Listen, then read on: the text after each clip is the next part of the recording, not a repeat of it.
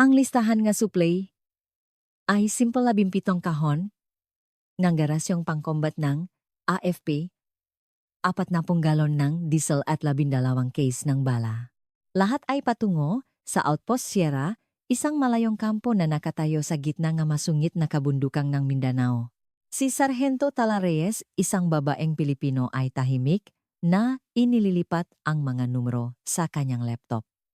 Ang kanyang magadaliri tulad na lahat ng kanyang ginagawa ay kumikilos ng may kahusayan na parang makina. Sa labas ng kanyang masikip na opisina, ang alingaw-ngaw-ngang radyo ay nakdadala nga magagaspang na boses nga mga Amerikanong sundalo na nasa gitna ngang digmaan ngunit sa maliit na espasyo ni talakapayapaan ang nagahari. Bravo team, may kontak kumpirmahin ng koordinates, isang boses na may halong static ang bumasag sa katahimikan mula sa radyo. Biglang, huminto ang mga mata ni Tala mula sa screen. Sinulat niya ang mga coordinate at sa isang iglap kinakalkula sa isip ang topografiya ng lugar. Bago pa man matapos magsalita ang team leader, nakita na niya ang kanilang pagkakamali sa taktika. Papasok sila sa isang likas na funnel, isang makitit na daanan ng walang anumang aerial surveillance. Ngunit wala siyang sinabi. Hindi iyon ang kanyang tungkulin dito. Bumukas ang pinto ng malakas at walang katok. Si Lieutenant Jake Miller, isang Amerikanong Navy SEAL, ay nakaharang sa pasukan at ang trident ng SEALs sa kanyang dibdib ay kumikinang sa ilalim ng ilaw ng fluorescent lamp. Sa likod niya, tatlo sa kanyang mga kasamahan ang nagsisiksikan sa makipot na pasilyo. Ang kanilang mga armas ay nakasabit sa kanilang mga balikat at ang kanilang mga mukha ay mayabang, isang ekspresyon na karaniwan sa mga lalaking hindi pa nasasabihan ng hindi. Reyes, binikas ni Miller ang kanyang apelido na tila isang bagay na walang halaga. Kailangan ko ang vehicle request form para bukas. Huwag mo akong pagintayin. Kinuha ni Tala ang isang folder mula sa kanyang mesa at magalang na iniabot gamit ang dalawang kamay. Hinablot ito ni Miller nang walang pasasalamat at agad na binuklat ang mga pahina. Ang convoy na ito, sabi niya sa kanyang mga tauhan sa likod, ay parang hiking lang. 30 kilometro sa teritoryo nga kaalyado. Makakabalik tayo bago mananghalian. Sigurado ako kahit itong tagatala natin dito kayang imaneho ang pinakamagandang sasakyan. Si Chief Petty Officer Dawson na nakatayo sa likuran ng grupo ay nakatingin kay Tala habang nagsasalita si Miller. Napansin ni Tala na tinitingnan siya nito. Ang mata ni Dawson ay bumaksa sa mga kamay ni Tala na nakapatong sa mesa. Nanatili ito doon sandali bago bumalik sa kanyang mukha na may tanong sa mga mata, ngunit hindi ito binitiwan ng kanyang bibig. Isipin mo, ikaw na nagbabasa nito ngayon kung nasaan ka man. Maaring nagpapahinga ka pagkatapos ng trabaho o nasa iyong break. Nasaan ka man, alalahanin mo ang isang pagkakataon na minaliit ka ngang isang tao bago pa man nila malaman ang tunay mong kakayahan. Ang naramdaman mo sa sandaling iyon, ang damdaming iyon, ay magiging napakahalaga sa pagpapatuloy ng kwentong ito. Ibinawsek ni Mila ang fola sa misa ni Tela na naupegalit sa makapabel na kaninang umega lang niya ineus. Ang alis ay 530. Pumunta ka sa motorpool na 500. Etries, yumuko, siya huwag kang mawawala sa likod ng unang truck ha. Natawanan ang mga lalaki sa likod niya. Napansin ni Dawson habang kinukuha ni Tala ang nga nakakalat na papel na muli niyang tiningnan ang makamay nito. May mga kalyo sa kanyang madaliri na hindi dapat dulot ng pagtatype. Ang balat sa pagitan ng kanyang hinlalaki at hintuturo ay may kakaibang tigas, isang palatandaan ng libu-libong oras ng pahawak sa isang bagay na may tiyak na presyon. Nakita na ni Dawson ang ganoong marka dati sa magkamay ng pinakamahusay na marksman na nakilala niya. Inayos ni Tala ang mapapel ng walang imi. 0500, mahina niyang sabi. Naintindihan ko po. Nakalakat na si Miller at ang boses niya ay umaling-aw-ngaw sa pasilyo habang ipinapaliwanag sa kanyang matauhan ang ruta para bukas. Isang simpleng escort mission, teritoryo ng mga kaalyado. Kahit anong gawin ng kalaban, walang hindi kayang harapin ng mga seals. Ibinalik ni Tala ang kanyang tingin sa listahan. 17 kahon 40 galon 12 case. Ang manumerong iyon ang nagtali sa kanya sa papel na ito na siya mismo ang pumili isang tahimik na buhay sa likod ng mesa kung saan walang sinuman ang umaasa sa kanya maliban sa mga papeles na naipapasa sa tamang oras. Muling tumunok ang radyo. Ang Bravo team ay humihingi ng agarang fire support. Pumasok sila sa funnel tulad ng inaasahan ni Tala. Narinig niya ang kanilang masigaw na puno nga pagkaapura, naramdaman ang takot na nakatago sa likod ng mga teknikal na salita, ngunit ang kanyang mukha ay nanatiling parang maskara, walang emosyon. Pagkaraan ng 3 minuto dumating ang air support at natapos ang krisis. Magpapasang ulat ang team leader. May matututo sa pagkakamali o baka wala. Matapos umalis ang iba, lumitaw si Dawson sa pintuan. Tumayo siya roon, sandali pinagmamasdan si Tala na may matalas na tingin na parang nagbubuwang ang isang palaisipan. Logistics Liaison NCO, sabi niya sa wakas. Iyon ang nakasulat sa file mo. Iyon po ang trabaho ko, sagot ni Tala. Dahan-dahan siyang tumango. Hindi ito paksang-ayon o pagtanggap kundi isang pakilala na ibinigay niya, ang inaasahang sagot. Makita na lang tayo sa motorpool, sabi niya bago umalis. Naiwan si Tala kasama ang kanyang listahan, ang radyo, at ang maingat na pader na itinayo niya sa kanyang paligid. Binuksan niya ang pinakamababang drawer ng kanyang mesa, isinantabi ang nga tambaang request forms at tiningnan ang isang case na may mga itim na polymer na pampatibay sa mga sulok. Sa loob ng combination lock ay nakatago ang isang ripple na siya mismo ang nagmodify. Isang sandatang opisyal na hindi umiral. Dinala sa misyon na ito sa pamamagitan nagamagarutang opisyal na hindi umiral. Isinara niya ang drawer. Bukas ay dapat isang madaling misyon. 30 kilometro sa teritoryo ng mga kaalyado. Walang dapat maging problema. Ngunit sapat na ang karanasan ni Tala sa digmaan upang malaman kung gaano kaliit ang halaga ng mapangakong ganyan. Tinapos niya ang kanyang mapapeles habang dumidilim sa labas. Ang mga numero ay matatak at tiyak. Samantala sa isang lugar sa mga bundok sa labas ng base, mga lalaking may armas ang gumagawa ng sarili nilang mga plano. Pagdating ni Tala sa motorpool ng 0450 amoy diesel at alikabo ang hangin. Matagal na niyang natutunan na ang maga ay nasa oras at ang nasa oras ay huli na. Ang supply na SUV ay nakaparada sa dulong linya. Ang kulay lupa nitong baluti ay may manggagasgas na at ang likurang kompartimento ay puno na mga kargamento. Si Miller ay may mapa na nakalatak sa hood ng isang MRAP mine-resistant ambush-protected na sasakyan at tinitipon ang kanyang team para sa mga huling tagubilin. Binalewala niya ang pagdating ni Tala. Simple lang ang ruta, sabi niya, tinutunton ang isang linya gamit ang kanyang daliri. Dadaan tayo sa Hilagang Lambak, pagkatapos ay liliko sa silangan sa Sangandaan.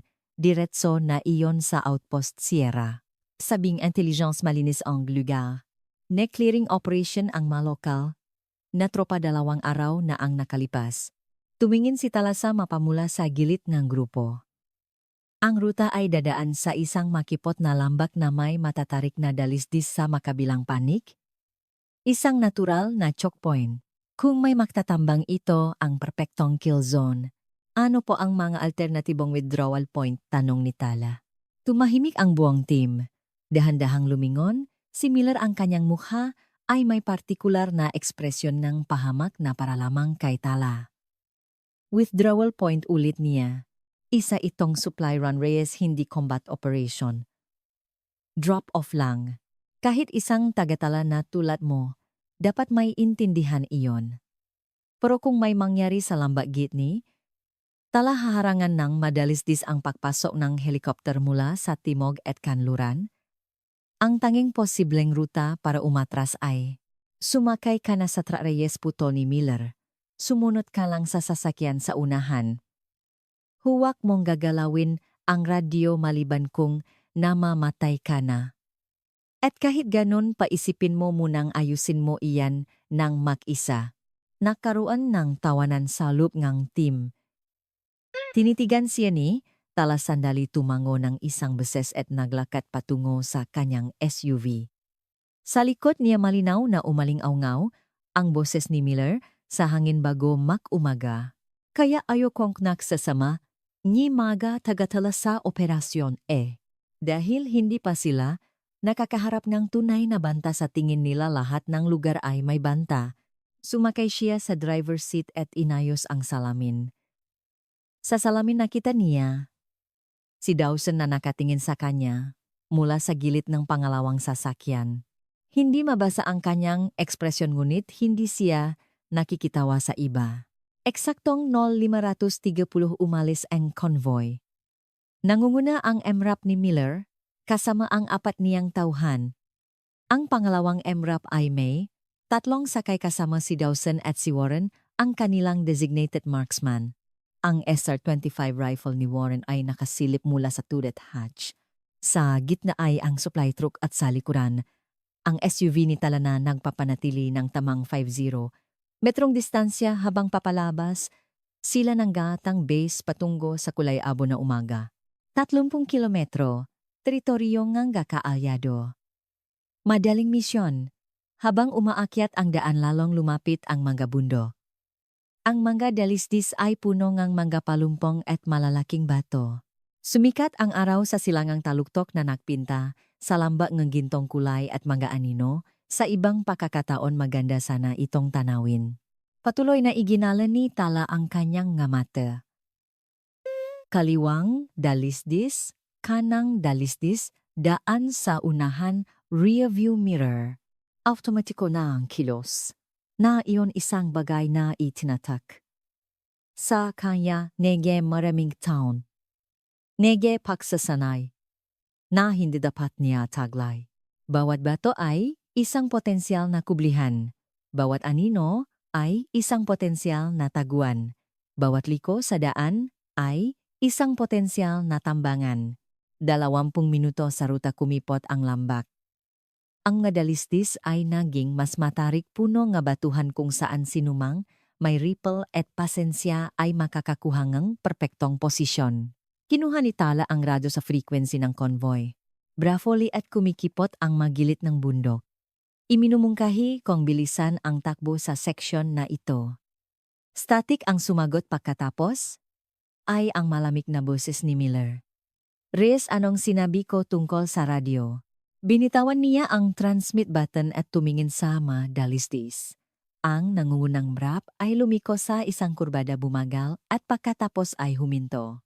Pinahinto ni Tala ang SUV, pinapanatili ang distansya at pinanot si Miller na bumaba mula sa nangungunang sasakyan. May usok na lumalabas mula sa ilalim nehod. Sira ang makina. Anunsyo ni Miller sa radyo. Ramirez, tingnan mo. Inisken na ni Tala ang paligid. Ang convoy ay huminto sa pinakamasamang lugar, ang pinakamakipot na bahagi ng lamba na may matatarik na dalisdis sa makabilang pani. Kung siya ang magpaplanoeng, isang pananambang dito niya mismo ilalagay.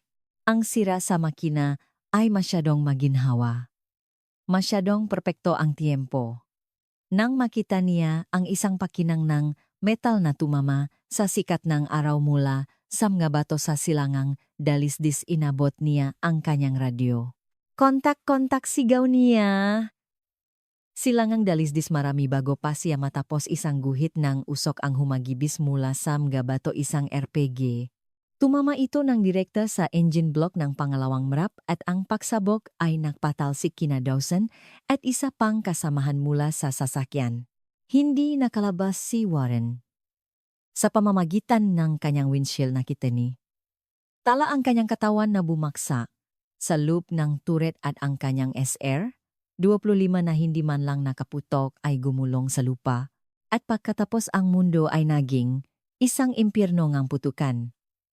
Mula sa tatlong direksyon tumama ang mga bala sa baluti nga sasakyan na lumikha nga kislap. Silangan kanluran at mula sa hilaga kung saan lumiliko ang daan. Binuksan ni tala ang kanyang pinto at gumulong sa likod ng engine block binibilang ang muzzle flash, 15, 20. At mas marami pa ang lumabas mula sa kanilang mga taguan. Narinig niya si Miller na sumisigaw sa radyo. Narinig niya ang seals na gumaganti. Narinig niya ang kakaibang tunog na balang dumadaan sa kanyang ulo. Ang kalaban ay may bentahe sa taas, bilang at sorpresa. Ang tanging proteksyon ng convoy ay ang kanilang baluti na mabilis na sinisira. Gumapang si Tala patungo sa likuran ng kanyang SUV, binuksan ang cargo compartment. Sa ilalim ngang makahon ng supply, sa ilalim ngang isang pekeng sahig na ron ang case na tiningnan niya kagabi. Sa dilim na hanap ng kanyang daliri ang combination lock, 3 ikot, click. Ang ripple sa loob ay isang obra maestra nga, katumpakan at karahasan. Custom na barrel suppressor at isang optical scope na nakachalibrate sa kanyang eksaktong mga detalye. Ipinangako niya sa sarili na hindi na niya ito muling hahawakan, na hindi na niya ito kakailanganin, ngunit patay na si Warren. Ang team ay napipigilan. At halos 40 kalaban ang bumubuhos ng putok mula sa madalisdis na determinadong walang iwanang buhay. Itinaas ni Tala ang ripple na karga ng bala at nagsimulang bilangin ang kanyang mga target. Si Dawson ay nakasandal sa nasirang mrap, sinusubukang unawain ang kaguluhang nangyayari sa paligid. Patay na si Warren. Si Kowalski ay may tamangang shrapnel sa binti at malakas na dumudugo sa likod ng supply truck. Ang dalawa pang nasugatan sa unang pagsabog nga RPG ay hindi makagalaw. 8 na lang silang makakalaban. Ang kalaban ay 5 beses ang dami nila at may ganap na bentahe sa posisyon. Bravo Lit, kailangan natin ng air support, sigaw niya sa radyo. Patay na si Warren, malubha si Kowalski. Hindi natin kayang depensahan ang posisyon na ito. Ang boses ni Miller ay tensyonado ngunit kontrolado. Na-request na 45 minuto bago makarating ang pinakamalapit na fighter jet. Hindi makalapit ang mga helicopter, may anti-aircraft gun sa silangang dalisdis. 45 minuto.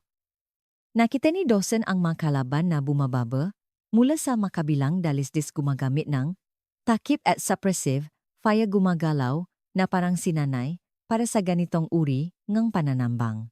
Hindi sila mga lokal na militiya. Sila ay mga profesional.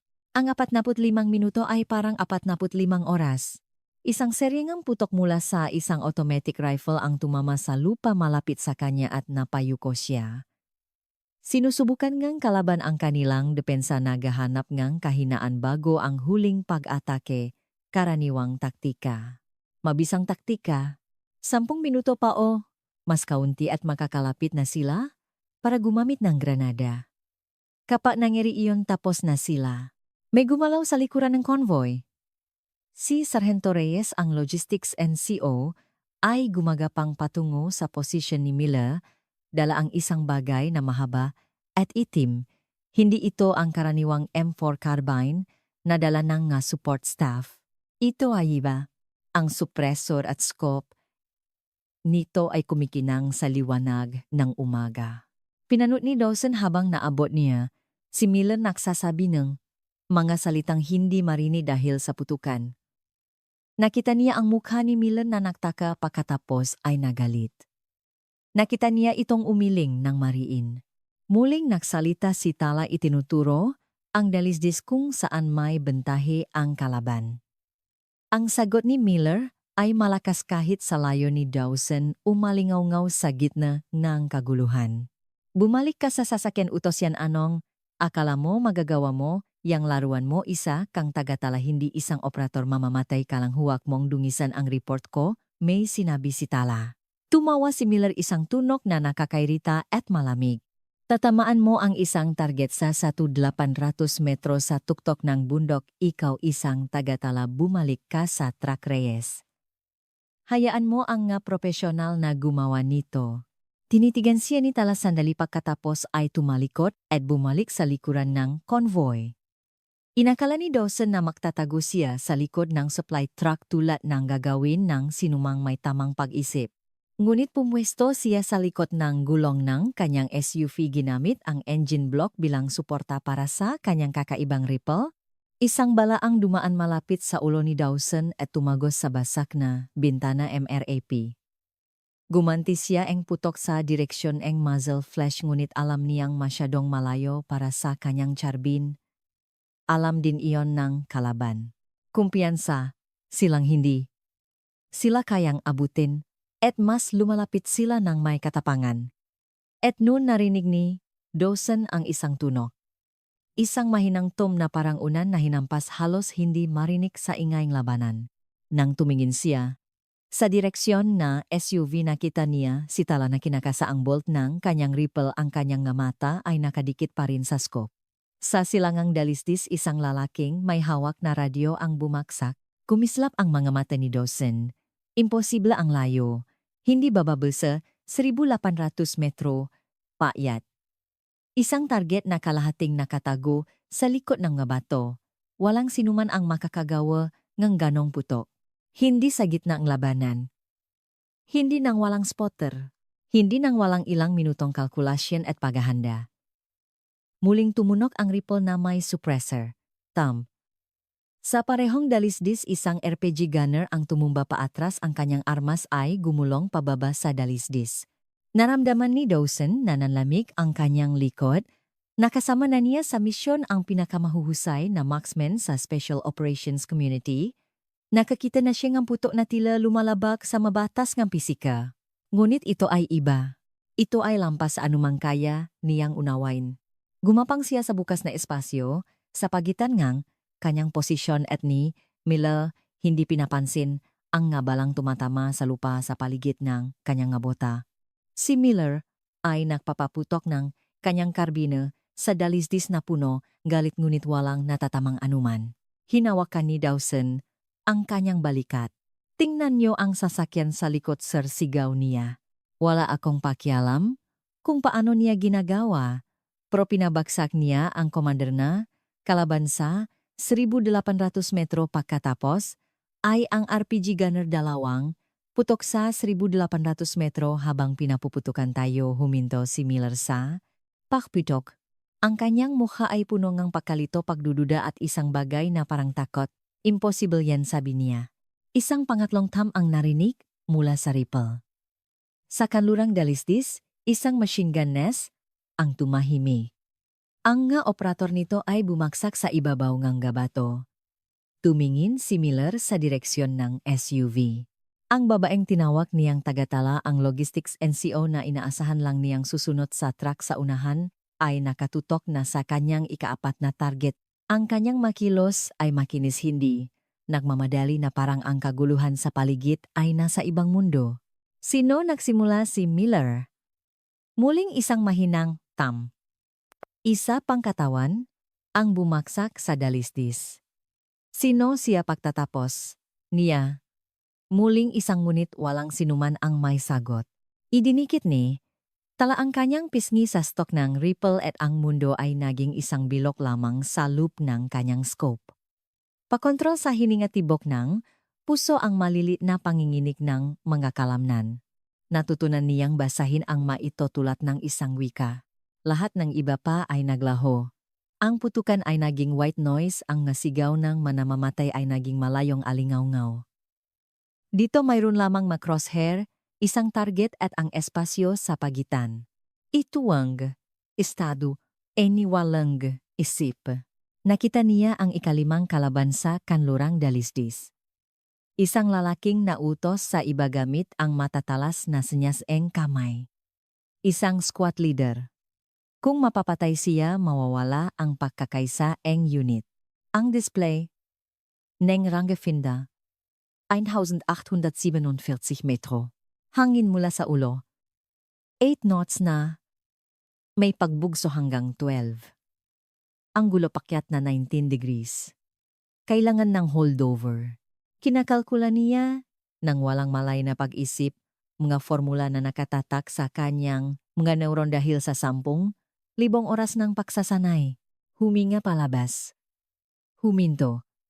Ang sandali sa pagitan ng nga tibok ng puso kung kailan ang katawan ay ganap na tahimik. Sumipa ang ripple sa kanyang balikat. Bumaksak ang squad leader. Ang kanyang nga tauhan ay naktago sa likod ng nga bato sa halip na sumulong. Kinasanitala ang bolt at ibinaling ang scope sa silangang dalisdis. Nawalan na ang kalaban ng kanilang communications at RPG capability. Ngayon ay nawawalan na rin sila ng small unit leadership. Ang masinanay na mandirigma ay maring mag-adjust, ngunit kailangan nila ng oras. Oras na desperadong kailangan ng missiles. Nakita niya ang gisang pares na set-up ni siyang PKM machine gun sa likod ni siyang bato. Ang gunner ay bahagyang nakatago balikat at ulo langgang nakikita. Ang ammobearer ay nakatalikod at kilensas metro. Parehong hangin. 2 putok, 2 segundo? Sa pagitan. Bago pa man makapakpaputok na, kahit isang bala ang PKM parehong, bumaksak ang nalalaki. 7. Sa makabilang dalistis huminto ang paksulong ng kalaban. Sa halip na sumugot sila, ay nagtatago. Alam nilang may mali.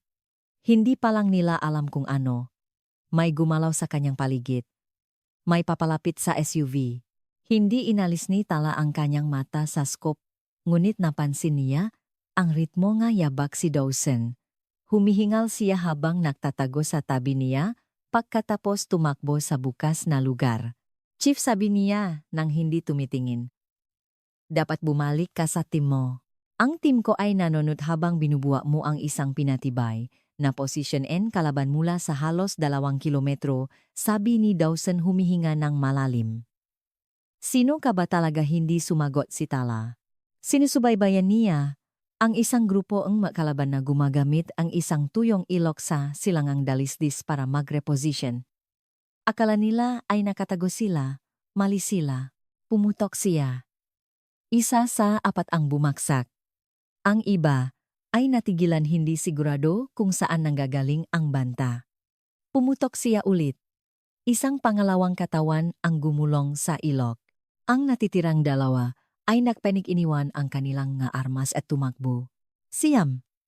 Tinitigan siya ni Dawson na may ekspresyon na nakita na niya dati sa mga mukhangam nga lalaking napatanto na ang taong kanilang minaliit ay isang bagay na ganap na iba.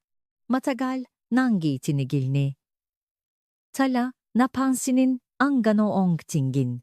May sniper sa hilagang dalisdis, sabi niya. 1 o'clock mula sa posisyon ni Lieutenant Miller. Naghihintay siyan malinaw na putok sa commander. Pagkaputok ko, ilipat ninyo si Kowalski sa kanal sa timok na bahaging daan. Masyado siyang dumudugo diyan. 4 na minuto na lang ang meron kayo. Pinroseso ni Dawson ang impormasyon sa isang iglap. Paano mo nalaman kung nasaan ang sniper? Dahil doon ako pupwesto, sagot ni Tala. Inaayos ang kanyang scope, nakita ang taguan ng marksman dahil sa isang pagkakamali, isang panandaliang pakinang ng salamin habang kinakalkula niya ang kanyang putok. Isang pagkakamali ngang baguhan. Isang nakamamatay na pagkakamali. Parahong hangin. Ay na 700 metro. Mas madaling putok kaysa sa iba. Pumutok siya. Sa hilahang dalisis, isang lalaking nakahiliside ang bumaksak pabante at ang tunok na kanyang rifle na tumama sa bato ay narinig. Ngayon, nasabi ni Tala, igalaw ninyo si Kowalski. Tumakbo si Dawson. Ibinalik ni Tala ang kanyang scope sa pangunahing posisyon ng kalaban. Ang nga mandirigma ay ganap na nakayuko. Hindi na sila sumusulong, hindi na rin sila gumaganti ng may katumpakan. Sinusubukan nilang hanapin siya, sinusubukang unawain kung paano binubuwak ng isang marksman ang kanilang pananambang. Sa kalaunan malalaman nila, itutuan nila ang kanilang putok sa SUV, susubukang ay suppress, siya susubukang ay flank siya, ngunit kakailanganin iyon ng oras. At bawat segundong ginugugol nila sa pag-adjust ay isang segundong nabubuhay ang mga SEALs. Tiningnan niya ang kanyang bala. 12 pa. Sa magasin. 20 ang simula. 10 putok. 10 patay. Lahat ay sa distansyang sinasabing impossible maliban sa isang taong ginugol ang maraming taon sa pagtulak sa malimitasyon ngang. Kung ano ang kayang gawin ngang isang ripple, ang boses ni Miller ay bumasag sa frequency ng radyo. Sa lahat ng call signs na neutralize ng Logistics NCO ang leadership at heavy weapons ng kalaban. Manatili sa posisyon gumanti ng putok sa mga target of opportunity. Halos matawa si Tala. Logistics Liaison NCO. Kahit ngayon matapos siyang makitang gumawa ang imposible, hindi pa rin niya kayang kilalanin kung ano siya. Wala itong halaga. Ang kalaban ay nagre-regroup sa silangang Dalisdis, tinitipon ang kanilang natitirang matauhan sa isang lugar. 30 o marahil, mas kaunti ngunit, sapat pa rin upang madaig ang konvoy kung makakapaglunsad sila ng isang organisadong pag-atake. Itinutok niya ang kanyang crosshairs sa isang lalaking tila nangunguna, isang taong may balbas na masiglang nagsasenyas sa iba, oras na para gawing impossible ang pag-adjust. Si Miller ay tumingin sa silangang Dalisdis gamit ang kanyang binokular, sinusubukang unawain ang kanyang nakikita. Ang ngabatuhan ay puno nga bangkay, 10 mabilang niya. Lahat ay pinabagsak ngang isang marksman mula sa halos 2 kilometro ang layo. Ang nga mandirigma ng kalaban na kumpiyansang sumusulong ilang minuto lang ang nakalipas ay nagtatago na ngayon sa likod. Nung nga bato takot na ilantat ang kanilang sarili kahit sandali. At ang responsible sa lahat ng ito ay ang babaeng itinalaga niyang magmaneho ng supply truck. Hindi kapanipaniwala bulong niya. Sa tabi niya si Chan, ang kanilang medic, ay naglalagay ng tourniquet sa sariling braso. Paniwala o hindi, sir, buhay pa tayo dahil sa kanya. Ibinaba ni Miller ang kanyang binokular. Ang kanyang isip ay bumalik sa bawat pakikipag-ugnayan niya kay Tala. Ang pagtatanong niya tungkol sa mga withdrawal point kaninang umaga. Ang pagpansin niya sa taktikal na pagkakamalingang Bravo team kahapon. Ang paraan ngang pagtingin niya sa mapa sa briefing, hindi tulad ng isang clerk, kundi tulad ng isang taong ganap na nakakaunawa kung paano gamitin ang kalupaan para sa karahasan. At binalewala niya ang lahat ng iyon. Binalewala niya siya. Muling tumuno ang ripple sa likuran ng convoy at nakita ni Miller na isa pang katawan ang bumaksak sa silangang Dalisdis. 11. Ang babae ay binubuwag ang isang pananambang ng 40 taon na may kahusayan ng isang taong nagsosolve ng isang math problem. Kinuha niya ang kanyang radyo. Reyes, mag-report ka kang sitwasyon. Isang sandaling katahimikan pagkatapos ay ang kanyang boses kalmado at hindi nagmamadali kahit sa gitna ng kaguluhan. 11 kumpirmado. Nagtitipon ang kalaban sa silangang Dalisdis. Humigit kumulang 20 siyam na natitira. Sinusubukang muling buuin ang kanilang leadership structure. Kasalukuyan kong ginugulo ang prosesong iyon. Paano narinig ni Miller na nanginginig ang kanyang boses? Paano mo to ginagawa? Isang pangsandaling katahimikan. Tumunok ang ripple. 12 kumpirmado. Sir, pakiusap, ang Mangga Radio Update ay para lamang sa mahahalagang komunikasyon. Kailangan kong mag-focus. Tinitigan ni Miller ang radyo sa kanyang kamay. Sinabihan siya nitong tumahimik. Isang Logistics Liaison NCO ang nagsabi sa isang Navy SEAL officer na huwag siyang istorbohin sa kanyang trabaho. Isang tunog na parang tawa ang narinig mula kay Chan. Sir, sa tingin ko dapat hayaan natin siyang mag-focus. Bago pa man makasagot, si Miller may gumalaw sa kanlurang Dalisdis na nakakuha ng kanyang atensyon. 3 mandirigma ang lumabas mula sa kanilang kublihan, tumatakbo patungo sa isang batuhan na may malinaw na linyang putok sa supply truck. Isang linyang putok sa posisyon ni Tala. Itinaas niya ang kanyang charbine at nagpaputok ngunit masyadong malayo. Ang kanyang gabala ay tumama sa lupa 10 metro sa unahan ng mga tumatakbong lalaki. Makakarating sila sa kublihan. Ay flank nila siya. Ang kriple ay tumunok. Ne 3 beses sa mabilis na sunod. Lahat ng 3 mandirigma ay bumaksak habang tumatakbo gumulong sa mga bato na parang mga manikang pinutulan ng tali. Ang huli ay 2 segundo na lang bago makarating sa kublihan. Sinubaybayan sila ni Tala, kinakalkula ang lead para sa mga gumagalaw na target sa napakalayong distansya at pinabagsak silang lahat bago pa man maubos ni Miller ang isang magasin, 13-14-15. Ibinaba ni Miller ang kanyang jarbine. Nangginginig ang kanyang mga kamay. Hindi na dahil sa takot sa kalabang kundi dahil sa ibang bagay. Isang nakakabahalang realisasyon na lahat na akala niyang alam niya ay mali. 22 taon na siya sa Special Operations. Naksanay kasama ang pinakamahuhusay na marksman sa mundo. Nakakita nga lalaking gumawa nga hindi kapanipaniwalang putok sa ilalim ngang pressure. Ngunit hindi pa siya nakakakitang ganito. Hindi pa niya narinig na may taong kayang gawin ang ginagawang babaeng ito. Lumitaw si Dawson sa tabi niya humihinga. Stable na si Kowalski. Iniligtas siyang kanal. Nakita niya ang sniper bago pa man namin makita sinabi kung saan siya ililipat at kung gaano karaming oras ang meron kami. Sino siya sir? Tanong ni Miller, ang kanyang boses ay paos. Umiling si Dawson. Tinanong ko, hindi sumagot. Pero sir, tingnan niyo ang magakamay niya. Napansin ko kahapon. Magakalyo sa tamang lugar. Libu-libong oras NG trigger time. Kung sino man siya, mas matagal na niyang ginagawa ito kaysa sa karamihan sa atin sa serbisyo. Muling tumunok ang ripple. 16 na kumpirmado. Ulat ng boses ni Tala sa radyo. Sinusubukang umatras ng kalaban sa mga pangalawang posisyon. Hindi ko sila binibigyan ng kalayaang gumalaw. Tumingin si Miller sa makabangkay na nakakalat sa makakabilang dalestes. Labang 6 na patay sa lubhang bala pang 15 minuto.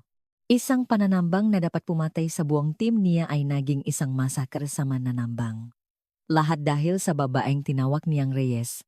Naalala niya ang vehicle request form na ibinagsak niya sa mesa nito. Naalala niya ang sinabi niyang huwag kang mawawala sa likod ng unang truck. Naalala niya ang bawat mapanlait na salita, bawat mapanghamak, na tingin bawat sandaling itinuring niya itong walang halaga. At ngayon inililitas niya ang kanyang buhay. Ang buhay nilang lahat. Sirmahinang sabi ni Chan. Anuman ang mangyari pagkatapos nito, utang natin sa kanya ang lahat. Hindi sumagot si Miller. Nakatingin lang siya sa SUV sa likuran na convoy. Pinapanood ang paulit-ulit na paksiklap ng muzzle.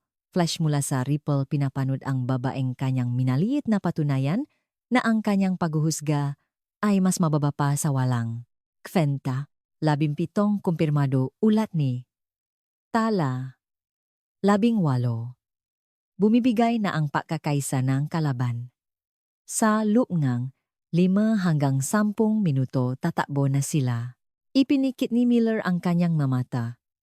5 hanggang 10 minuto. At pagkatapos ay kailangan niyang harapin siya. Kailangan niyang kilalanin ang kanyang ginawa. Kailangan niyang mabuhay na ang kanyang kayabangan ay halos pumatay sa buong team niya at tanging ang kakayahan ng taong kanyang hinamak ang nagligtas sa kanila. Hindi niya alam kung aling pag-asa ang mas nakakatakot. 80 milya ang layo, si Coronel Patricia Vega ay nakatayo sa harap ngang isang pader ngang nga monitor sa Joint Operations Center. Joke, pinapanut ang isang sakuna na nagiging isang bagay na hindi may paliwanag. Ang drone footage ay malinaw na nagpapakitang lugar ng pananambang nga nasusunok na sasakyan mabangkay sa mga dalisdis at isang figura sa likod ng isang SUV sa likuran ng convoy na sistematikong pinababagsak ang nga target na dapat ay lampas na sa abot ng sinumang individual na marksman. Bilangin ang manasawi sa madalisdis utos niya. Isang intelligence officer sa tabi niya ang naktip. 18 kumpirmadong patay sa paninga kalaban maam. Lahat ay mula sa isang posisyon ng pagputok. Lumipas na oras humigit kumulang 16 na minuto. Kinakalkula ni Vega. Mahigit isang patay kada minuto sa distansyang mahigit 1,500 metro habang pinapuputukan ng kalaban. 20 taon na siyang namumuno sa mga Special Operations Forces. Hindi pa siya nakakakitang ganoong numero mula sa isang marksman. Sino ang marksman? Tanong niya. Ipinakita ngang intelligence officer ang listahan ng convoy. Sargento Talareyes. Inilipat 3 linggo na ang nakalipas bilang Logistics Liaison NCO. Ang file niya ay nagpapakita ng mga sertipikasyon sa supply chain management at mga kwalipikasyong administratibo. Walang combat training, walang marksmanship rating, walang operational history. Tinitigan ni Vega ang screen. Mali ang file na yan. Kunin mo sa akin ang buwang file niya. Mula sa GHQ mismo. Sa drone footage muling pumutok ang figura sa likod ng SUV. Isang katawan ang gumulong mula sa silangang dalisdis, 19. Kunin mo ang kumpletong background. Niya. Lieutenant, sabi ni Vega. Lahat. Kahit ang mga bagay na lampas sa clearance mo. Kung hindi mo ma-access, hanapin mo ang taong may access. Ang babaeng yan ay nakikipaglaban sa mga target sa distansyang paghihirapan kahit ng pinakamahuhusay nating sniper teams. Mag-isa habang pinapuputukan at walang spotter. Alinman sa hindi kumpleto ang file. Niya o may isang taong nakamali ng malaki. Kinuha niya ang isang encrypted na telepono sa console at nagdial ng isang numero na bihirang gamitin, isang direktang linya sa Special Operations Command. Ang boses na sumagot ay kalmado at profesional, Coronel Vega. Ito ay hindi inaasahan. Kailangan kong impormasyon tungkol kay Sargento Talareyes, isang NCO na nakatalaga sa aking task force bilang liaison. Ang kanyang opisyal na file ay hindi tumutugma sa aking nakikita sa field. Isang sandaling katahimikan. Saan mo narinig ang pangalang iyan, Coronel? Pinapanot ko siya ngayon sa drone footage. Mag-isa niyang pinabagsak ang 19 na kalaban sa gitna ng isang pananambang sa isang SEAL team. Ang distansya ay mahigit 1,800 metro. Kailangan kong malaman kung sino ang kaharap ko. Ang sumunod na katahimikan ay mas matagal. Narinig ni Vega ang pag-type sa background, ang tunog na makina nag-access sa mga file na hindi niya kailanman makikita. Sa wakas bumalik ang boses. Coronel, ipadala mo agad ang live feed ng engkwentro na iyan dito. Sa aking terminal. Tapos Nasir, ngayon sabihin mo sa akin kung sino siya. Si Sargento Reyes ay mula sa Special Operations Command ng Hukbong Katihan ng Pilipinas, kasama natin sa isang exchange program na classified sa ating matalaan. Hawak niya ang record para sa pinakamalayong kumpirmadong pagpatay sa kasaysayan ng militar. 240 metro. Ang operasyon ay hindi kailanman tinalakay. Naramdaman ni Vega na parang umuga ang sahi sa ilalim niya. Kaya siya ay isa sa mga pinakamapanganib na precision marksman sa mundo. Tama. Humiling siya ng non-combat assignment pagkatapos ng kanyang huling deployment at inilagay bilang liaison sa iyong task force. Iginagalang namin ang kahilingang iyon. Sa monitor, muling pumutok si Tala. 20 kumpirmado. Ang pagsulong ng kalaban ay ganap ng huminto. Ang nga mandirigma ay iniwan ang kanilang mga posisyon at tumatakas patungo sa mas malayong mga dalisdis. Bakit hindi ako sinabihan, git ni Vega? Ang kanyang cover ID ay para sa sarili niyang proteksyon, Coronel, hindi sa atin. May makataong naghahanap sa marksman na responsible sa ilang operasyon sa ilang lugar. Ang kanyang pagiging anonymous ang nagpapanatili sa kanyang buhay. Pinano ni Vega sa drone footage. Habang sistematikong hinahabol ni talaang matumatakas na mandiri mapinabasa ang dalawa. Pabago sila makarating sa kublihan. 22. Isang pananambang na dapat pumatay sa isang buong SEAL team ay naging isang paktakas sa kabilang direksyon. Anong gagawin ko, tanong ni Vega. Tumahimik sandali ang boses sa telepono. Panatilihin mo lang ang live feed. At Coronel, anuman ang ginagawa niya, huwag kang makialam. Hayaan mo siyang gawin ang trabaho niya. Namatay ang linya. Ibinaba ni Vega ang handset at tumingin sa mga monitor. Ang intelligence officer sa tabi niya ay maputla na unawaan na nasasaksihan niya ang isang bagay na lampas sa kanyang clearance level. Sa screen muling pumutok si Tala. 23. Ang babaeng nag-ayos ang galistahan ang suplay kahapon, ang babaeng kinukutya at binalewala ang mismong team na kanyang inililigtas ay isa sa mga pinakakinatatakutang marksman sa kasaysayan. At nagtatago siya sa paningin ng lahat. Nagpoproseso ng ma-request form at tinitiis ang paghamak ng mga lalaking hindi man lang kayang isipin ang kanyang kakayahan. Naisip ni Vega ang SEAL Commander si Miller na narinig niya sa mga radio update. Naalala niya ang ulat tungkol sa kung paano niya tinatrato ang support personnel.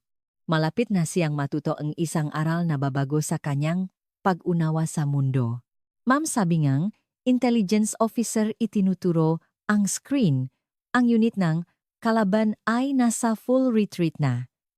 Sinira niya sila, dahan-dahang tumango si Vega. Oh, ginawa niya nga. 24 na kumpirmado.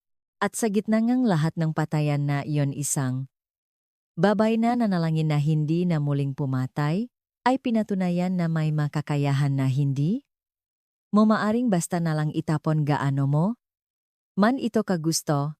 Sinusubaybayan ni Tala ang maatumatakas na mandirigma sa pamamagitan ng kanyang scope, gumagawa ng mga desisyon na babagabag sa kanya mamaya.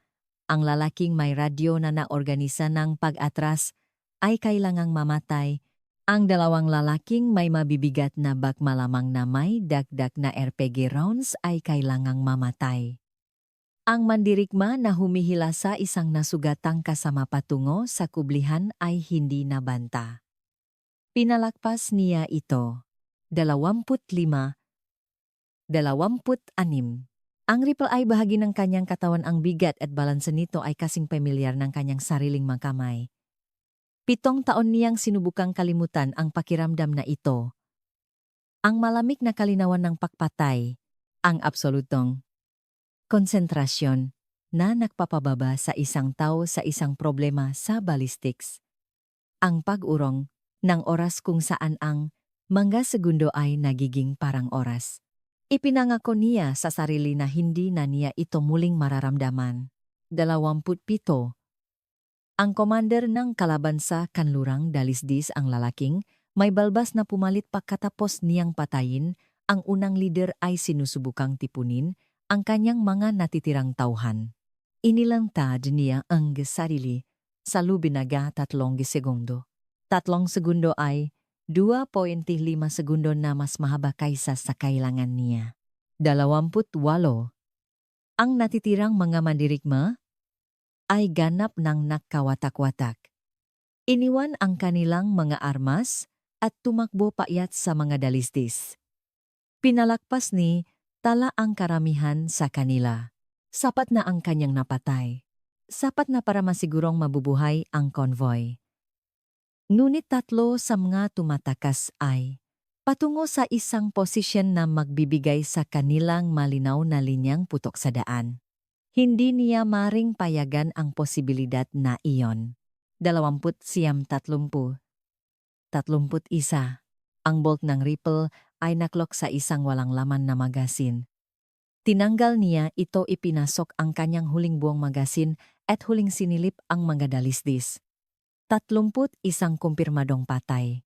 At lahat ng iyon ay ginawa ngang isang babae na sa nakalipas na 3 linggo ay nag-ayos ng mga papeles. May gumalaw malapit sa supply truck. Si Dawson papalapit, ang kanyang armas ay nakababa, ang kanyang ekspresyon ay pinahalong paggalang at takot. Tumigil siya 10 metro mula sa kanyang posisyon at tumingin lang. Tapos nasabi ni Tala. Ibinaba niya ang kanyang rifle ngunit hindi pa inilagay ang safety. Malinis na ang mga dalisdis. Ang mga nakaligtas ay umatras na lampas sa epektibong saklaw. Epektibong saklaw, dahan-dahang ulit ni Dawson. Ano ba talaga ang epektibong saklaw mo? Hindi sumagot si Tala.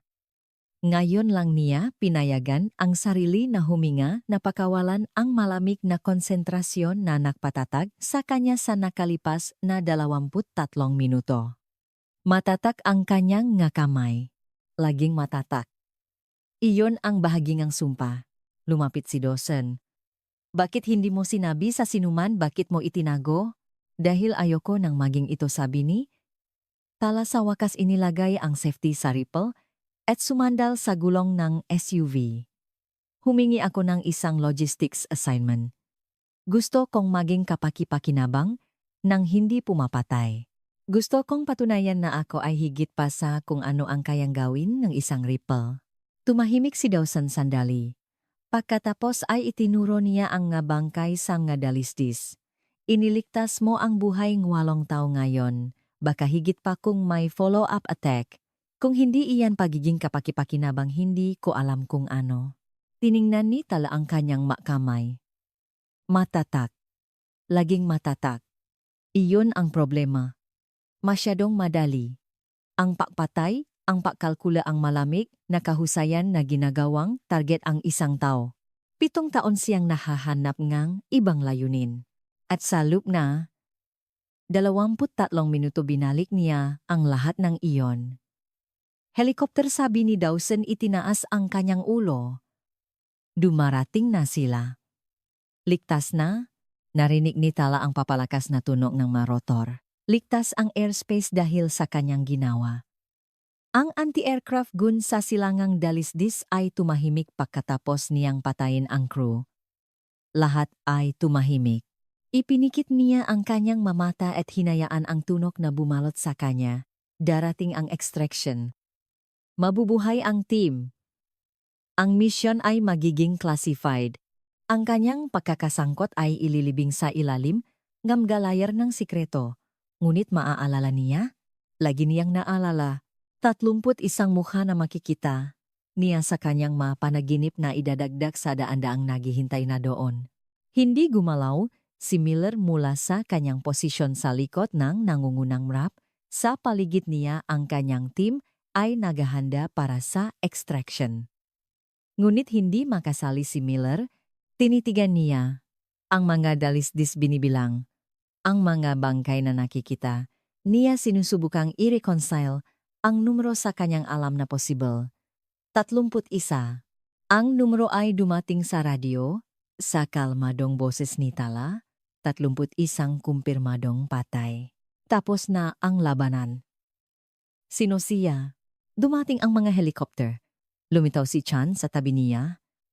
Kailangan ng team debriefing bago ang extraction, sir. Standard protocol.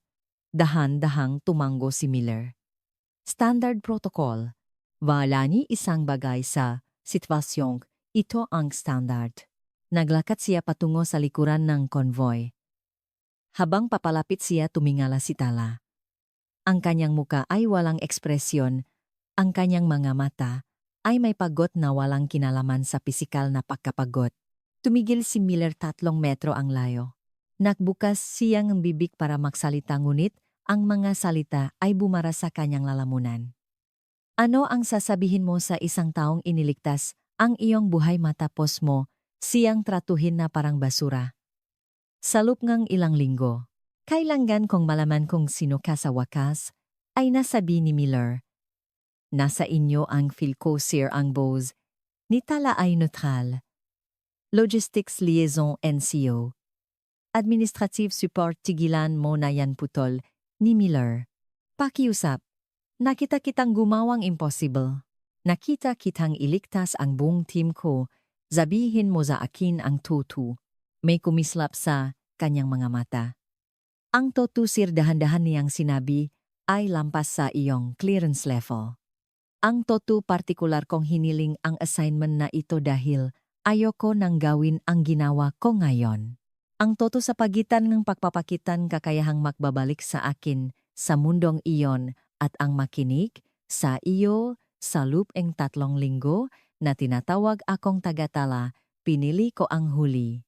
Naramdaman ni Mila ang bawat salita na parang isang pisikal na suntok. Hindi ko alam. Hindi mo nga alam kinuhani? Tala ang kanyang rifle case. Pero hindi ka rin nagtanong. Nakakita kang isang babay sa isang support role at nagpasya kang iyon na ang lahat ng kaya kong maging.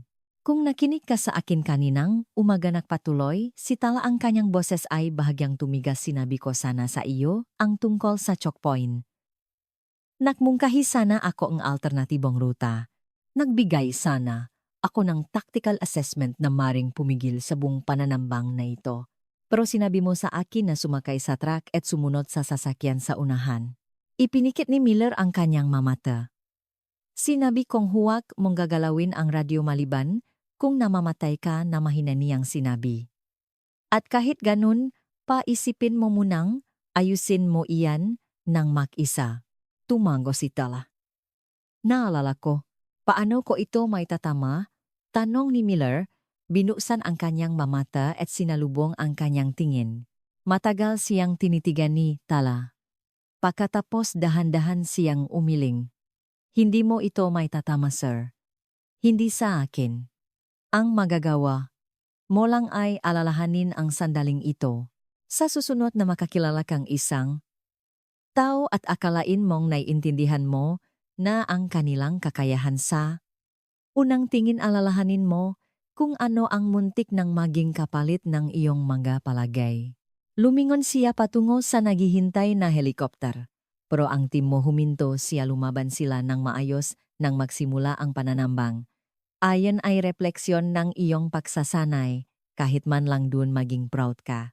At naglakad siya palayo, iniwan si Miller na dala ang bigat na 31 pakpatay at isang aral na hindi niya kailanman malilimutan. Habang umaangat ang helikopter mula sa lambak, pinanut ni Tala ang lugar ng pananambang na lumiliit sa ilalim. Ang mga nasusuno na sasakyan, ang nakakalat na bangkay, ang kulay lupa na SUV. 31 pakpatay. 23 minuto, isang ripple. Ang nga numerong ito ay mapupunta sa isang lihim na ulat na ilan lang ang makakabasa. Si Sargento Tala Reyes ay babalik sa pagiging isang logistics liaison NCO, mag-ayos na magapapeles na parang walang nangyari. Ngunit nangyari ito. At wala nang magiging pareho. Sa kabila niya, sa Chargo Bay ang Masils ay nakaupo sa pagod na katahimikan. Si Dawson ay nakaupo sa tabi niya. Hindi pa siya nagsasalita mula nang sumakay sila, ngunit ang kanyang presensya ay isang testamento. Ang iba pang SEALs ay sumusulyap sa kanya, ang kanilang mga ekspresyon ay mula sa pagtataka hanggang sa pahanga. Lumapit ang crew chief. Ma'am, may utos na ihatid ka diretso sa joke paglapak natin. Gusto kang makausap ni Coronel Vega. Tumango si Tala. Inaasahan na niya. Sa sandaling kinuha niya ang rifle na iyon, natapos na ang kanyang cover. Ang tahimik na buhay na itinayo niya, ang pagiging anonymous na kanyang pinahalagahan, lahat ay nasunog kasamangang unang putok. Anuman ang mangyari, sabi ni Dawson, ang kanyang boses ay halos hindi marinig sa ingayng makina. Ang ginawa mo doon ay ang pinakakahangahangang bagay na nakita ko. Marami na akong nakasamang marksman. Wala pang katulad mo. Alam ko, sabi ni Tala. Iyon ang problema. Kumunot ang no niya. Paano naking problema ang pagliligtas en buhay? Tumingin siya sa kanya. Dahil ngayon kailangan kong malaman muli kung sino ako. Sa loob ng 7 taon, sinubukan kong maging isang bagay maliban sa isang sandata. At sa loob ng 23 minuto binura ko ang lahat ng iyon. Tumahimik si Dawson sandali. Sa aking palagay, hindi iyon ang nakita ko doon. Nakita ko ang isang taong gumawa ng isang pagpili. Maari kang magtago sa likod ng engine block na iyon. At hintayin ang extraction tulad ng gagawin ng sinumang may tamang pag-isip. Sa halip pinili mong ilantat ang iyong sarili para iligtas ang mga taong trinato ka na parang basura. Hindi iyon pagiging isang sandata. Iyon ay pagiging isang bayani. Inalis ni Tala ang kanyang tingin. Ang bayani ay isang salitang ginagamit ng matao kapag hindi nila naiintindihan ang kapalit. Kapag nakikita nila ang resulta pero hindi ang mabangungot, kapag binibilang nila ang magabuhay na nailigtas pero hindi ang magabuhay na kinuha. 31 tao ang pinatay niya ngayon, hindi ito kailanman nagiging madali. Isang linggo pagkatapos nakatayo, si Tala sa bintana ng kanyang pansamantalang tirahan pinapanut ang paglubog ng araw sa mga bundok. May kumatok sa pinto. Si Dawson. Tapos na si Miller, sabi ni Dawson. Tinanggalan ng command inilipat sa isang training depot sa States. Ang kanyang operational career ay tapos na. May 3 pang kaso na lumabas sa investigasyon magababaeng support personnel na kanyang minaliit. Ikaw ang huli. May malamig na bagay na bumagsak sa dibdib ni Tala. Ngunit may magandang nangyari mula dito. May inilabas si Dawson na isang nakatuping papel. Mula kay General Torres. Pinapabigay niya sa iyo ng personal. Binuksan ni Tala ang sulat. Letterhead ng Special Operations Command. Ang tekst sa ibaba ay maikli, kay Sargento Tala Reyes, iminumungkahi ang muling pagtatalaga bilang punong instruktor para sa Joint Special Operations Sniper Training Program. Ang posisyong ito ay hindi nangangailangan ang operational deployments. Tiningnan niya si Dawson. Gusto nilang magturo ako. Sinabi ni Torres na pagpipilian mo ito, sabi ni Dawson. Walang pressure. Ngunit naniniwala siyang hindi dapat masayang ang iyong nga kakayahan sa likod ng isang mesa. Tumingin si Tala sa rifle case sa sulok. Ang pagtuturo ay iba. Pagbabahagi ng kaalaman ng hindi ikaw ang kumakalabit ng gatilyo. Pagubok sa iba. Ito ay isang paraan para maging higit pa sa isang sandata habang iginagalang ang ginawa nitong siya. Kailangan kong oras para mag-isip, sabi niya. Bago umalis si Dawson, huminto siya sa pinto. Umaasa akong tatanggapin mo. Ang malalaki at babae sa programang iyon ay karapat-dapat na matuto mula sa pinakamahusay. At kahit ayaw mong, aminin ikaw ang pinakamahusay. Naiwan si Tala kasama ang paglubok nga, araw, at isang desisyon na huhubok sa natitirang bahagi ng kanyang buhay. Marahil ito na ang sagot. Isang landas sa pagitan ng sandata at ng babae. Kinuha niya ang sulat at nagsimulang magsulat ng kanyang pagtanggap. Sa umaga pag-alis ni Tala sa outpost, dumaan siya sa motorpool.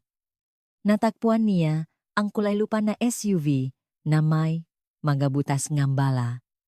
Paalam bulong niya bago maglakad patungo sa airfield. Isang maliit na grupo ang nahihintay. Si Dawson, si Chan at ang 3 pang SEALs mula sa convoy. Nakaayos sila sa pormasyon. Sa ngalan ng malalaking iniligtas mo, Sargento, sabi ni Dawson, gusto ka naming bigyan ng mayos na pag-alis. Sabay-sabay silang sumaludo. Isinaludo niya pabalik, pinanatili ang posisyon sandali bago ibaba ang kanyang kamay. Alagaan ninyo ang isa't isa, sabi niya. Gagawin namin, sabi ni Dawson. At hindi kami makakalimot. Sa loob eroplano, inilabas ni Jiang gisang sobre. Isang medalya na hindi makikitangang. Publiko isang pakilala na mananatili lamang sa malihim na file at sa alaala ng mga taong nandun. Sapat na iyon, kailangang maging sapat. Habang umaangat ang eroplano, ipinikit ni Tala ang kanyang nga mata. Sa loob ng ilang oras lalapak siya sa isang base na hindi pa niya napuntahan para simulan ang isang kabanata. Nganyang buhay na hindi niya kailanman inisip, ituturo niya sa iba kung ano ang kanyang ginawa.